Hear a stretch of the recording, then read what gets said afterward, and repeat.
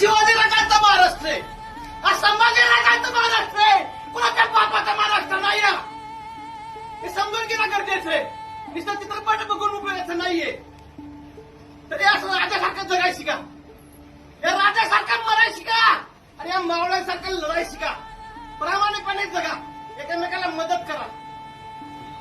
तुम्ही मोठे होऊन अधिकारी बनताल, कुठे कामगार बनताल, वकील बनला तर प्रामाणिकपणे वकिली करा, पोलीस बनला तर प्रामाणिकपणे जनतेचं रक्षण करा, अधिकारी बनला तर गोरगरीब जनतेला न्याय द्या, कलेक्टर बनला तर भारताची राज्यघटना तुमच्या हातात आहे.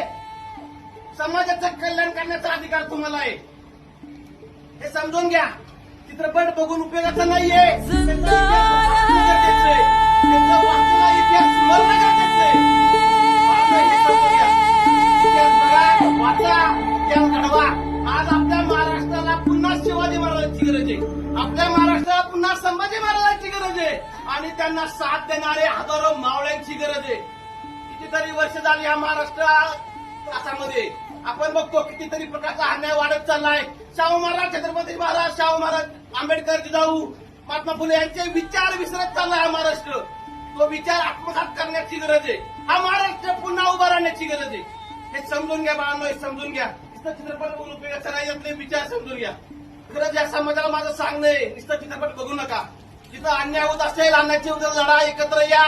त्या चुकत्या रावणांचा वध करा. आज रावणांची संख्या समाजामध्ये जास्त झालेली आहे. चांगली माणसं समाजामध्ये आहेत, चांगली माणसं समाजामध्ये अजूनही आहेत, परंतु त्या चांगली माणसं एकत्र येत नाहीत आणि त्यामुळे या रावणांचं फावलंय. एकत्र येणं गरजेचं आहे आणि त्या रावणांचा वध करणं गरजेचं आहे बाळांनो.